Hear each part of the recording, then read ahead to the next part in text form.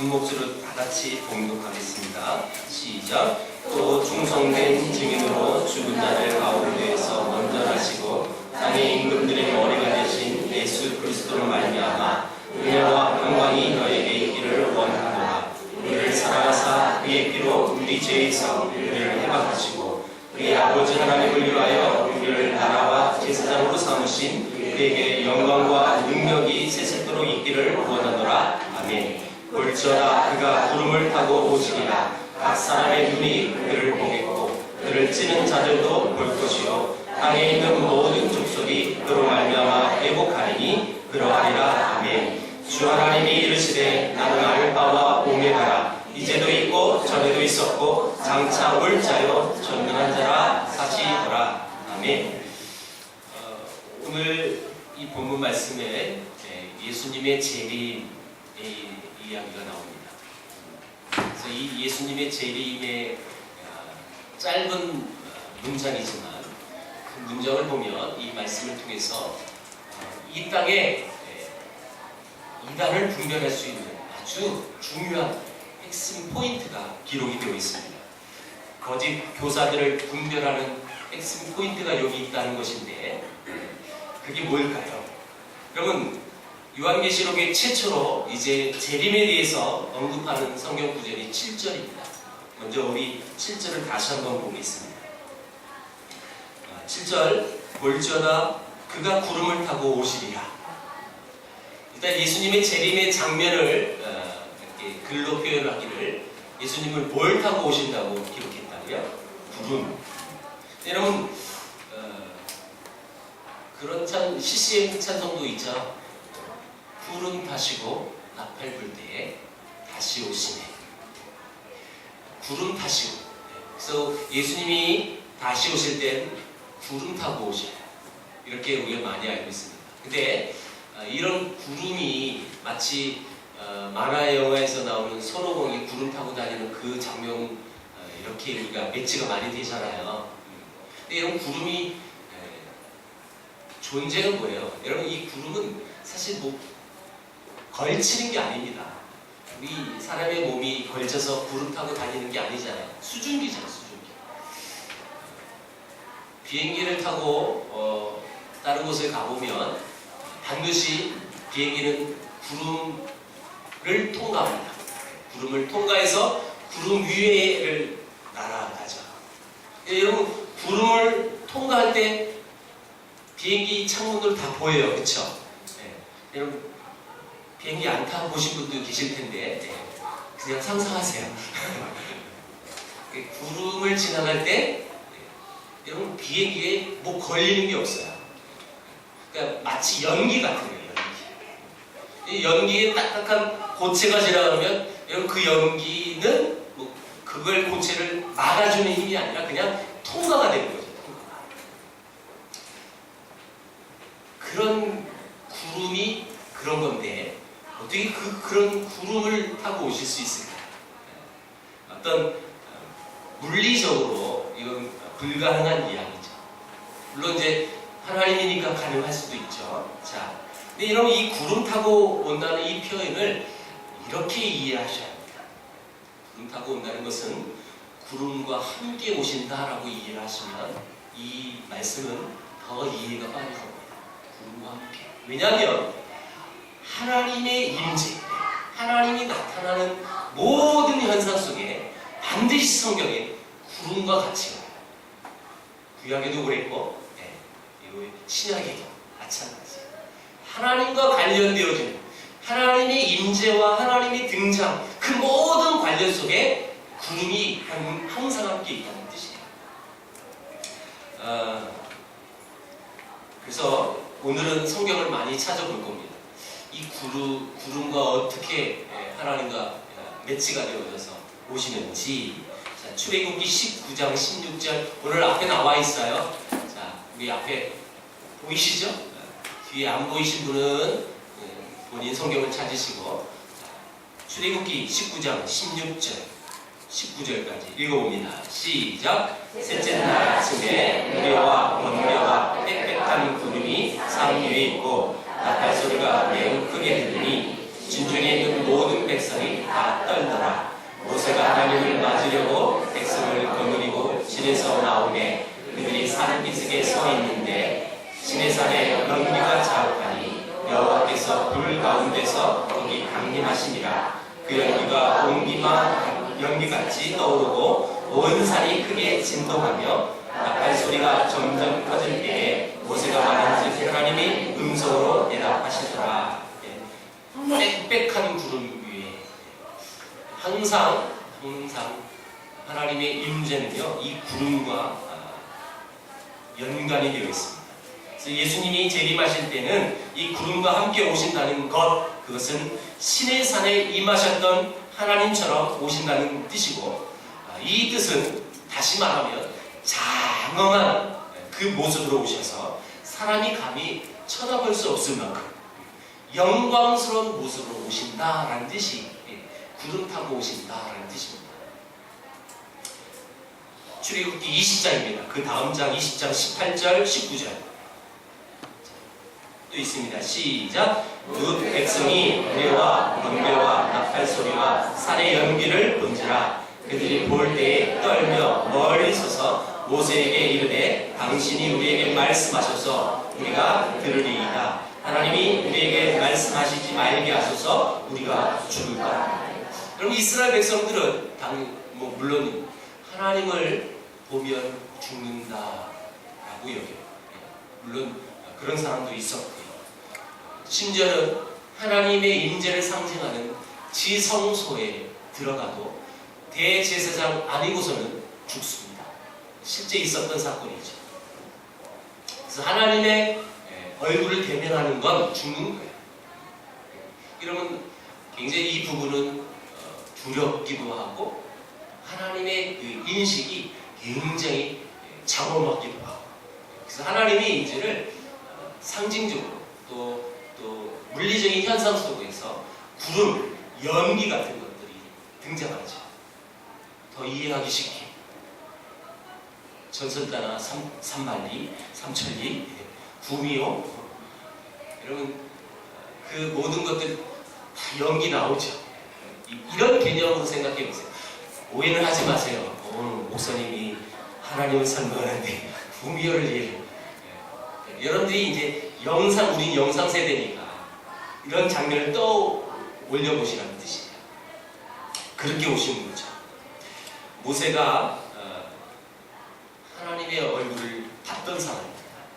그럼 하나님의 얼굴, 하나님과 대면하니까 모세는 그의 얼굴까지 광채가 납니다. 이 장면이 34장에 나오죠. 출애굽기 34장 30절에서 35절. 자, 이 말씀도 한번 읽어보겠습니다. 시작. 아론과 온 이스라엘 자손이 모세를 볼 때에 모세 얼굴 피부에 광채가 남을 보고 그에게 가까이 하기를 두려워하더니 모세가 그들을 부르매 아론과 회중의 모든 어른이 모세에게로 오고 모세가 그들과 말하니 그 후에야 온 이스라엘 자손이 가까이 오는지라. 모세가 여호와께서 시내 산에서 자기에게 이르신 말씀을 다 그들에게 명령하고 모세가 그들에게 말하기를 마치고 수건으로 자기 얼굴을 가렸더라. 그러나 모세가 여호와 앞에 들어가서 함께 말할 때에 나오기까지 수건을 벗고 있다가 나와서는 그 명령하신 일을 이스라엘 자손에게 전하며 이스라엘 자손이 모세 얼굴의 광채를 보므로 모세가 여호와께 말하러 들어가기까지 다시 수건으로 자기 얼굴을 가렸더라. 하나님의 영광이 얼마나 위대하고 얼마나 또 그 광채가 빛났는지를 우리가 대표적으로 알 수 있는 장면이 이 장면입니다. 얼마나 그 영광이 뚜렷했냐. 그럼 그 하나님을 대면했던 모세는요, 그 결과로 얼굴에 광채가 납니다. 근데 이 얼굴에 광채가 나니까 이 모세 얼굴조차도 이스라엘 백성들은 보기가 두려웠어요. 그래서 그 영광의 광채를 가리기 위해서 모세는 수건을 덮은 거예요. 그 정도라는 거죠. 그 정도. 이 본문은 예수님의 재림은 바로 이런 구름, 감히 마주 볼 수가 없어서 제발 우리를 쳐다보지 말라고 통사정을 해서 수건으로 얼굴을 가릴 정도로 엄청난 하나님의 영광과 함께 오신다는 것입니다. 하나님의 영광과 함께 오신다는 이 대표적으로 보여주는 장면이 이 장면입니다. 그렇다면 이 세상에서 내가 재림 예수다 라고 말하는 사람이 있다면 그 사람들은 100% 뻥입니다. 100%. 왜요? 하나님이 이 땅에 재림하러 오시는 이 장면을 구름 타고 오시는 영광 중에 보세요. 그래서 이 오신 예수님을 누구나 다 볼 수가 있다는 뜻이에요. 근데 보세요. 우리가 못 봤는데 어떻게 내가 재림 예수다 라는 그 말에 어떻게 속아요? 나는 신기해 죽겠어요. 그 말에 속아 넘어가서 살아가는 사람들은 한마디로 뭐냐면 말씀을 모르는 거예요. 말씀. 아무리 교회를 수십 년 다녀도 말씀이 내 삶에 적용이 안 되는 거고 또 평소에 말씀 묵상 훈련이 안 돼 있는 사람이에요. 여러분 이 요한계시록 1장 7절만 제대로 알아도 그 말도 안 되는 그 유혹에요 넘어가지 않습니다. 근데 말씀이 없으니까 넘어가는 거예요. 저 보세요. 뒤에서 얼마나 반응을 합니까?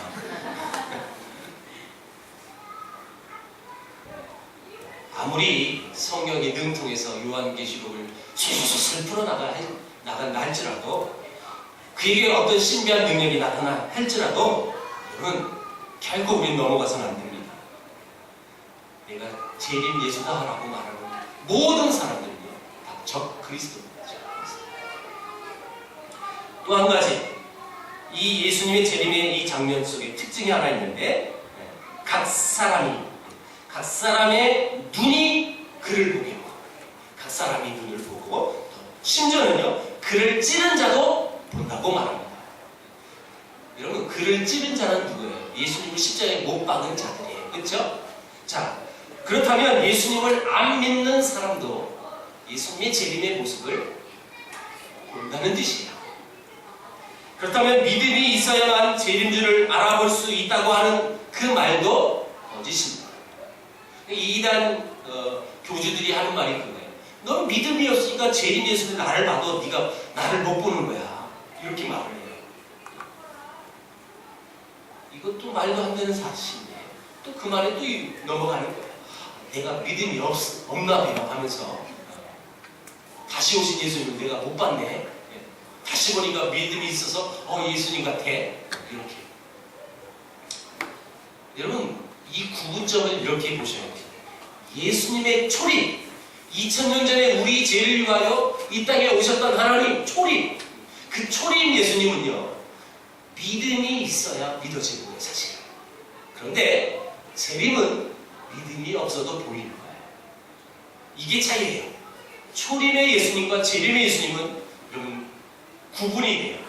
초림 예수님은 우리처럼 믿음이 있어야 그 예수님이 내 죄를 위하여 이 땅에 오셨다는 사실을 믿을 수 있는 것이고 그래야 그 예수님이 믿어지는 것이고 재림 예수님은 믿지 않는 자들도 아니 심지어는 예수님을 박해하는 자들도 다시 오신 예수님을 볼 수 있다는 거예요.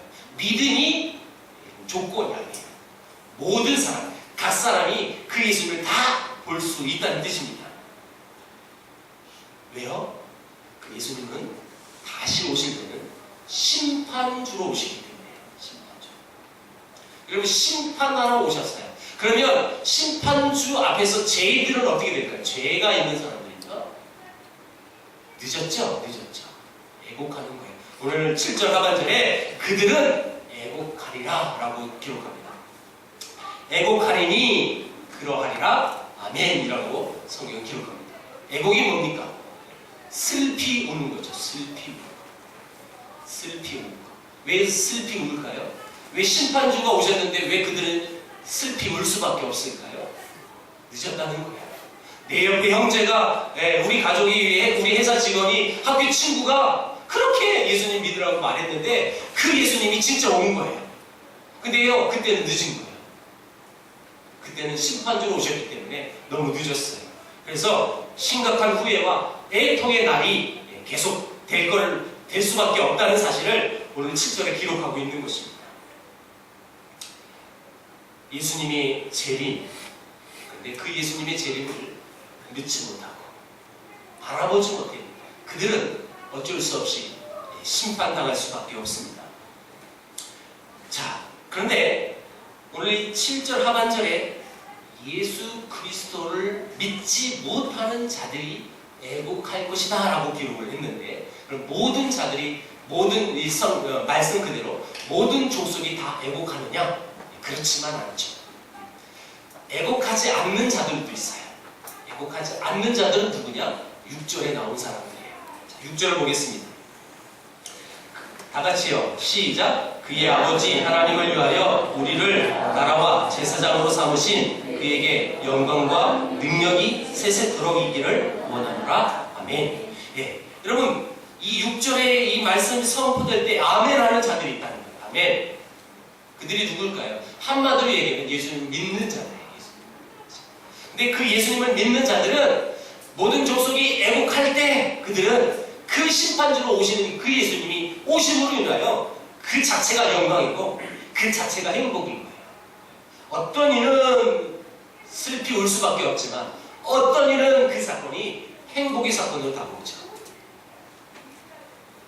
예수님께서 재림 때 구름과 함께 오신다는 이 말을 거꾸로 뒤집으면 예수님의 초림 때는 그런 영광을 다 감추고 마구간에 오셨습니다. 아주 가난하고 초라한 모습으로 이 땅에 오셨습니다. 어떻게 보면 인간이 이 땅에 태어났을 때 가장 초라한 모습으로 오셨다. 그렇죠? 분명히 다시 오실 예수님은 구름과 함께 영광 중에 오셔서 누구나 볼 수 있을 만큼 그런 장면으로 오시는데, 그런데 거꾸로 예수님의 초림은 그와 반대예요. 가장 초라한 모습, 가장 낮은 모습, 가장 겸손한 모습으로 오셨다는 거예요. 그런데 그 예수님을 누구나 다 알아보지 못했어요. 그런데 특별한 사람들은 그분이 하나님이고 그분이 우리를 구원하시러 오신 예수님이라는 사실을 본 사람이 있고 믿은 사람이 있어요. 맞죠? 그 대표가 누구예요? 목자고요, 동방박사고요. 그리고 예수님이 예루살렘 성전에 올 때, 할례하러 왔을 때 그 예수님이 구원자인 것을 깨닫고 그 예수님을 하나님으로 하고 본 사람이 있었어요. 그분이 주님이라고 고백한 여인도 있었거든요. 자, 보세요. 그 예수님은 영광 중에 거하실 하나님이세요. 그리고 이 다시 오실 예수님은 그렇게 오실 거예요. 분명히 오시는데, 근데 그 예수님이 처음 오셨을 때는 그렇게 오시지 않았다는 거예요. 아주 누구도 알아볼 수 없을 만큼 인간의 가장 가난한 모습으로 오셨기 때문에 거의 다 알아보지 못해요. 그런데 특별한 사람은 그분이 주님인 것을 알았다는 거죠. 자, 여러분 목자와 특별히 그 성전에서 기다린 그 여인과 동방박사 같은 사람들, 우리가 볼 때 객관적으로 봐도 특별한 사람이죠. 그쵸? 아직 성인된 몸도 아니에요. 근데 이제 앞으로 약 30여 년 뒤에 그 예수님이 십자가에 못 박혀 죽으셔서 우리를 구원하실 하나님이시고 오셨다라는 사실을 믿는 사람, 객관적으로 봐도 특별한 사람이에요. 특별한 사람. 그런데 그들만 믿어요. 저와 여러분들도 믿잖아요. 저와 여러분들도 그 예수님이 낮고 낮은 모습으로 오셨지만 하나님으로 오셨다는 사실을 믿고 있잖아요. 이런 사람들은 특별한 은혜를 받았다는 거예요. 특별한 또한 축복이 있는 거고요. 예수님이 그렇게 오셨는데 그 예수님이 어떻게 하셨어요?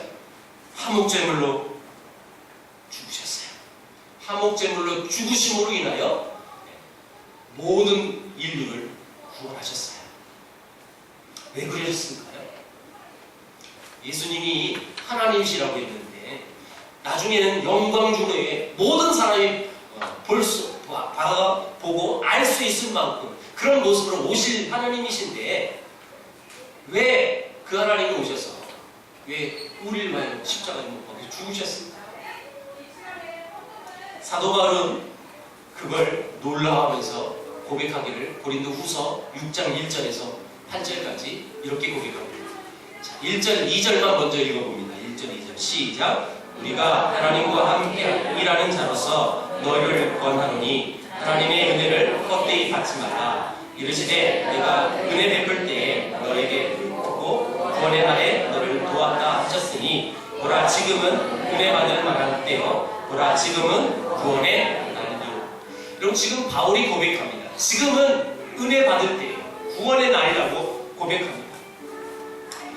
그런데 그 예수님의 그 사랑이 그 은혜가 지금까지도 계속 그 구원의 십자가 사건으로 끝난 게 아니라 사실은요 계속 진행되고 있다는 거예요. 그러면서 그는 그 놀라운 은혜가 자기 삶에 흐르고 있다는 것을 알았기 때문에 3절 이후에 계속 또 고백할 수 있었던 것입니다. 자, 3절부터 8절까지 읽어봅니다. 자, 3절 시작. 우리가 이 직분이 비방을 받지 않게 하고 무엇에든지 아무에게도 거리끼지 않게 하고 오직 모든 일에 하나님의 일꾼으로 자청하여 많이 견디는 것과 반란과 궁핍과 고난과 매 맞음과 다짐과 난동과 수고로움과 자지 못함과 먹지 못함 가운데에서도 깨끗함과 지식과 오래 참음과 자비함과 성령의 감화와 거짓이 없는 사랑과 진리의 말씀과 하나님의 능력으로 의의 무기를 좌우에 가지고 영광과 욕됨으로 그러했으며 악한 이름과 아름다운 이름으로 그러했느니라. 우리는 속이는 자 같으나 참되고. 지금 바울이 온갖 어려움과 핍박과 욕을 먹으면서도 견디고 또 오래 참고 거짓없이 사랑하고 아름다운 이름을 잃어버리지 않으려고 애를 쓴 이유가 뭐라고 하느냐? 그것은 예수님이 나에게 그렇게 대해 주셨기 때문이다 라고 고백하는 거예요. 예수님이 계속 나를 그렇게 인도해 주시고 그렇게 사랑하시고 계속 은혜를 베풀어 주시고 계시다는 사실을 이 바울은 알고 있었어요. 오늘 본문으로 보십시오. 오늘 본문 5절을 띄워주세요. 오늘 본문 5절을 보면 다 같이 한번 읽어봅니다. 시작. 충성된 증인으로 죽은 자를 가운데서 안전하시고 땅의 임금들의 머리가 되신 예수 그리스도를 말미암아 은혜와 평강이 너에게 있기를 원하노라. 우리를 사랑하사. 우리를 사랑하사. 자, 우리를 사랑하셔서 그의 피로 우리 죄에서 우리를 해방시켜 주셨다. 여러분, 그가 십자가에 못 박혀 죽으심으로 피 흘리심으로 우리를 죄에서 해방시켜 주셨는데 그 이유는 뭐냐? 우리를 사랑하사. 우리를 사랑하사. 근데 이 사랑하사라는 이 말은 현재형입니다. 즉 계속해서 나를 사랑하고 계신다는 말이에요. 언제부터요? 예수님이 십자가에 못 박혀 죽으시고 구원의 완성을 이루신 다음에, 여러분 십자가 사건은 구원의 완성입니다. 완성의 십자가에서 못 박혀 죽으심으로 예수님의 모든 구원 사역은 완성이 된 거예요. 끝나는 거예요. 끝나는 거예요. 여러분 거기까지만 해도 우리는 감사할 것 같아요. 그런데 그 예수님은 거기서 끝나지 않아요. 우리를 위하여 우리를 사랑하셔서 죽으시고 지금까지도 계속 현재 진행형이 계속 사랑해 주신다는 거예요. 내 죄의 값을 지불하시고 이미 다 끝났지만 그 뒤로 쭉 지금까지 나를 사랑하고 계신다는 이 말씀을 여러분 바울은 잊지 못하는 것입니다. 그래서 주님이 나에게 그렇게 자비롭고 오래 참고 은혜를 베푸셨으니 나 또한 악한 자들을 향하여 아름다운 이름으로 살기를 원합니다 라고 하는 고백이 고린도후서예요. 여러분 누구보다도 바울은 이 마음이 어떤 마음인지 알아요. 그는 예수를 믿는 자들을 핍박했던 사람이고 실제로 스데반 집사가 여러분 죽는 모든 과정이 사울이 주도했던 사람이죠. 네, 그 사울을 예수님이 끝까지 사랑하셨어요. 끝까지 인도하셨어요. 그래서 그 핍박자고 비방자고 포행자였던 그 바울을 하나님은 바꿔주셨어요. 끝까지 견디면서 끝까지 사랑하시면서. 그래서 누구보다도 그 사랑을 경험한 사람이 바울이었습니다.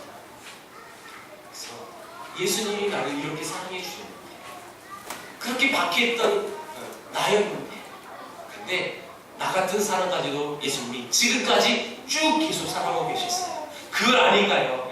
나 또한 그 사랑을 경험했기 때문에 그 사랑으로 모든 사람들을 사랑할 수 있다라고 말하는 거죠.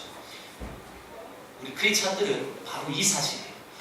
이런 존재였는데, 전에는 내가 이런 존재였는데 예수님의 사랑 때문에 이런 존재로 바뀌었다. 그 사실을 아는 것, 여러분, 그 사실을 아는 것과 알지 못하는 건 인생관이 다르게 되어 있어요. 어떻게 다를까요? 완전 달라요. 완전. 어떻게 완전 다를까요?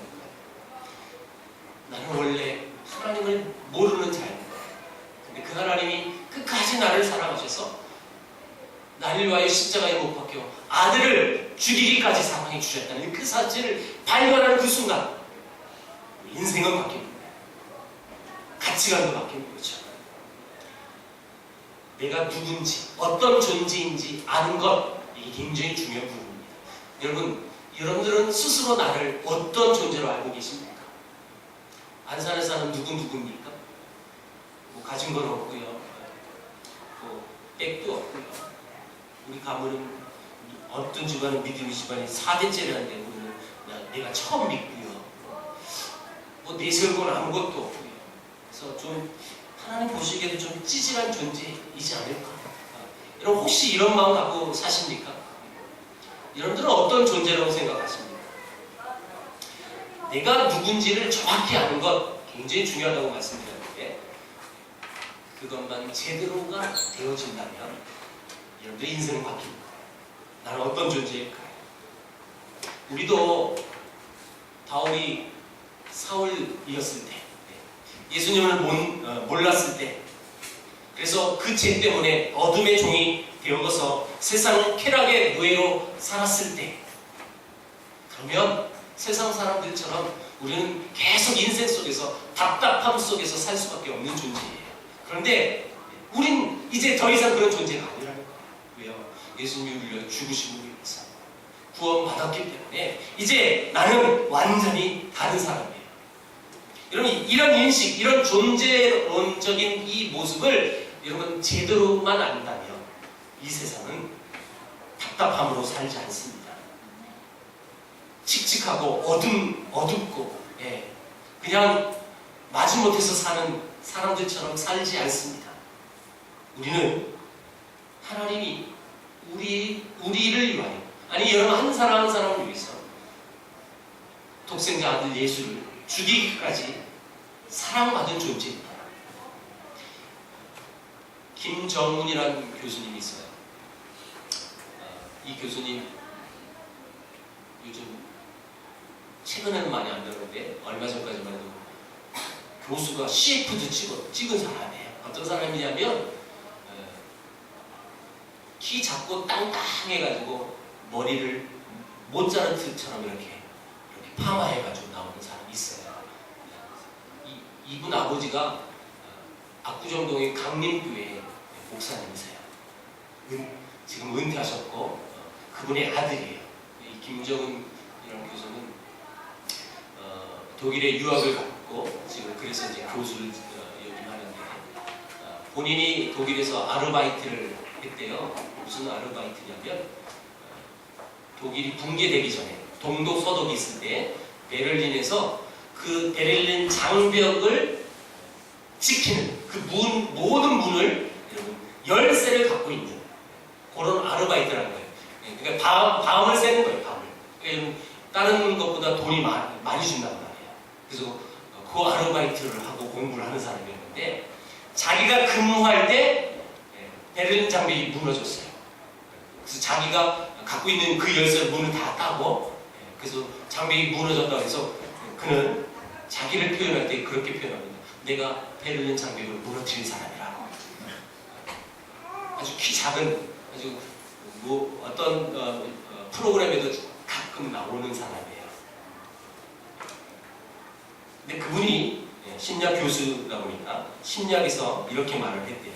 사람은 절대로 듣고 또 보고 보지 못한 것과 듣지 못한 것과 상상도 못한 것들을 만들어낼 수 없다. 심리학에서 말하는 정의예요. 그래서 생각이라는 이 말을 우리가 프리젠테이션이라는 말을 잘 하잖아요. 프리젠테이션. 앞에서 뭐 설명하고 이런 걸 프리젠테이션이라고 하죠. 근데 그게 RE를 붙이면 리프리젠테이션이에요. 다시라는 RE는 다시거든요.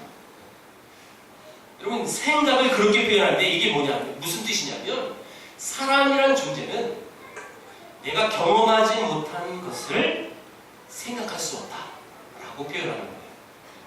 그러니까 내가 생각할 수 있는 건 내가 삶에서 경험한 것, 그것들만 내가 생각해낼 수 있는 거지 내가 경험하지 않는 것을 생각할 수 없다. 그런데 경험했던 것들을 약간 맥락을 바꾸어 생각하는 능력을 심리학에서는 창의력이라고 부릅니다. 창의력. 다시 말하면 이 전제가 뭐냐면요.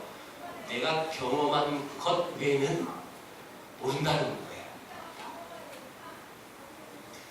어떻게 보면 맞는 말일 수 있어요. 그렇죠? 이런 말도 있죠. 내가 하나님을 경험한 만큼 하나님을 아는 것 같이. 여러분, 우리의 생각이 내가 경험한 것 외에서 벗어나지 못하면 참 답답할 거예요. 보세요. 제가 이 말씀을 드리는 의도는 이거예요. 내 생각을 주도하는 것, 내가 경험한 것, 그것이 다면 우리는 그것밖에 못 살아요. 그런데 내가 경험한 것, 그 가운데 예수님이 내 죄를 위하여 죽으셨다는 그 사실을 경험한 사람은 인생이 바뀌는 거죠. 생각이 바뀌는 거고요. 가치관이 바뀌는 거예요. 완전히 바뀌어져요. 어떻게 바뀌어요? 그게 6절이 나온다니까요. 그 경험을 하는 사람은 이렇게 보는 거예요. 6절 다시 보세요. 그의 아버지 하나님을 위하여 우리를 나라와 제사장으로 삼으심. 그러니까 여러분, 예수님을 경험한 사람은 존재가 이렇게 되는 거예요. 하나님의 나라가 되는 거고 하나님의 제사장이 된다는 뜻이에요. 이 말씀이 선포되어졌을 때 그에게 영광과 능력이 세습토록 있기를 원하노라 했을 때 아멘 하는 자들이 분명 이 경험을 할 거예요.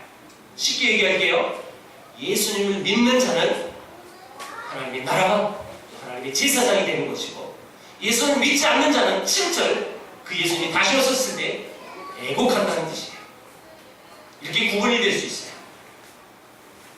여러분 나라라는 게 뭡니까? 하나님의 통치가 나를 통해서 여기 임한다라는 말이 그 뜻이고 제사장이라는 것은 우리가 세상에 대해서 중보자라는 뜻이에요. 제사장. 그럼 제사장이라는 말이 굉장히 중요한 말이거든요. 우리는 왕같은 제사장이라는 말을 또 베드로 말씀 통해서 늘 찬양도 하고 그렇게 알고 있잖아요. 여러분 제사장입니다. 제사장. 근데 제사장의 역할이 뭐예요? 제물을 드리는 자와 제물을 받는 하나님과 중간에 여러분 제사를 드리는 사람은 제사장 아닙니까? 중보죠. 가운데에 껴있는 사람이에요. 다시 말하면 우리는 세상과 하나님과 가운데 있는 중보자라는 뜻이에요. 그게 우리의 존재라는 거예요. 우리의 존재.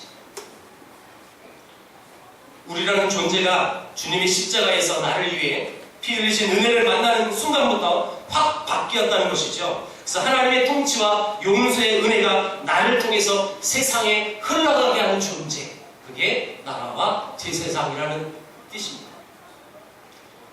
그걸 더 쉽게 얘기하면 통로라고 말할 수 있는 통로. 이건 보십시오. 통로가 막히면 흘러갑니까? 막힙니까? 막히죠. 우리는 하나님의 그 은혜와 하나님의 그 복의 통로라는 거예요. 아브라함에게는 이렇게도 말씀하셨어요. 너는 그냥 복 자체다. 복이 될지라 이렇게 얘기하시는 거죠. 그 옛날 성경에 복의 근원이 될지라 다 같은 맥락입니다. 어떤 사람은 자기 인생을 그렇게 칙칙하고 또 표현하면서 훗날 다시 오실 예수님이 오시면 그때 후회해야 해서 애곡하게 되지만, 어떤 사람은 반대로 하나님의 나라와 제사장으로 살면서 다시 오실 예수님을 향하여 더 기쁘고 행복하고 그 자체가 영광이 되어주는 것. 그 차이점이 뭐냐는 거예요. 그 차이점은 딱 한 가지예요. 예수님을 믿는 것과 믿지 않는 것과. 6절과 7절의 차이는 어마어마한 차이입니다.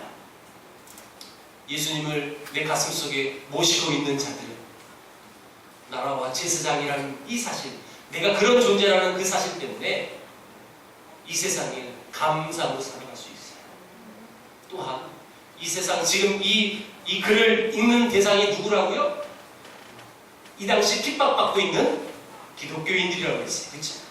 어마어마한 고난 속에, 엄청난 박해 속에 살아갈 수밖에 없는 존재들입니다. 그런데 그들에게 나라고, 하나님의 나라고, 하나님의 제사장이에요. 여러분, 이런 인식을 갖고 살면 어떻게 살까요? 그 고난을 이겨낼 수 있는 거예요. 오늘 우리가 세계를 품고 기도한 기도 제목, IS라는 무슬림 무장단체. 여러분, 이게 심각한 사건입니다. 사실 심각한. 무장단체들이 이런 무기로, 살상 무기로 사람 믿는 자들 여러분 무차별하게 죽이는 거예요. 지금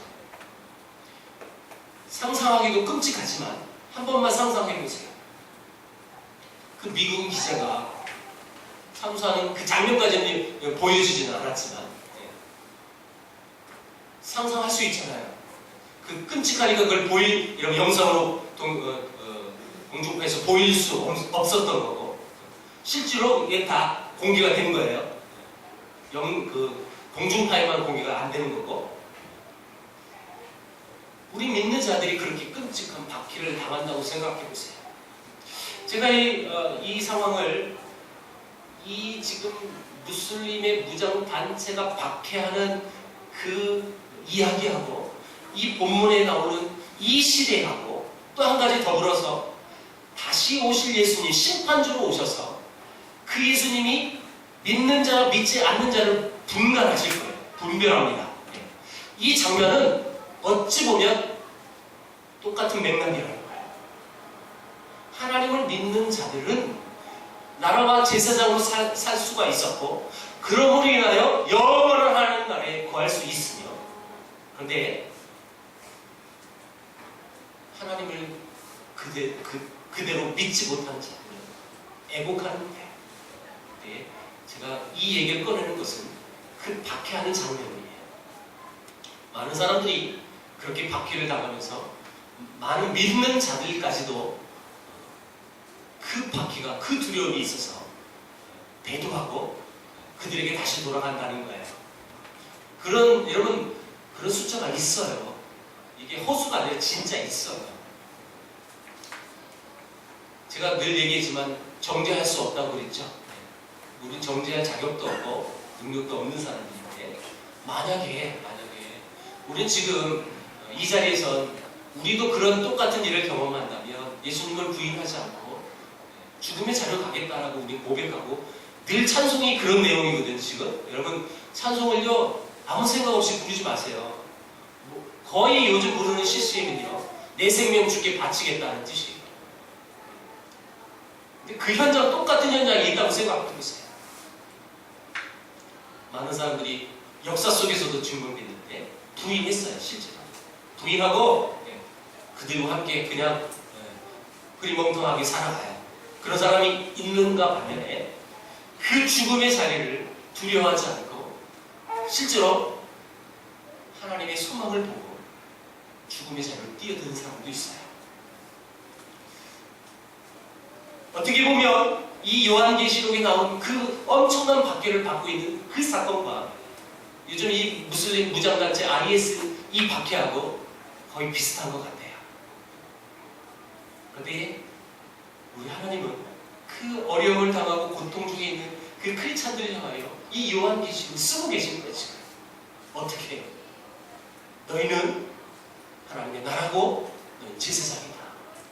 아멘! 이라고 화답하는 자는 그런 삶을 살 것이고, 다시 오실 예수님이 오셨을 때 애곡하지 않는다는 거예요. 이게 예수 그리스도의 재림의 사건이에요. 여러분, 먼 미래 같지만 그날이 언제일지는 모르지만 이 상황을 생각해보세요. 상상해보세요. 우리에게는 그런 바퀴는 없어요. 지금 촛불을 가지고 칼을 겨누고 우리를 죽이겠다고 달려든 사람 없잖아요. 없지만 칼보다 더 무서운, 총보다 더 무서운 죄악의 유혹들이 얼마나 많이 있어요. 그게 총칼이 없다고 해가지고 그것이 나를 어렵게 하는 것인지도 모른 채 그 죄악에서 헤매며 살아가는 우리들의 모습을 한번 보시라고. 하나님의 사랑을 경험한 자들은 어떤 역경도, 어떤 고난도 이겨낼 수 있는 것입니다. 우리 어른들이 이 곡을 잘 아실 거예요. 나 가진 재물 없으나, 나 남이 가진 지식 없으나, 나 남에게 있는 건강이 있지 않으나, 나 남이 없는 것 있으니, 나 남이 못 본 것을 보았고, 나 남이 듣지 못한 음성 들었고, 나 남이 받지 못한 사랑 받았고, 나 남이 모르는 것 깨달았네. 공평하신 하나님, 나 남이 가진 것도 나 없지만 공평하신 하나님, 나 남이 없는 것 갖게 하셨네. 이 곡을 쓴 사람은 송명이라는 사람이고, 이 사람은 중증 장애인입니다. 옆에 도움이 없이는 하루도 살 수 없는 사람입니다.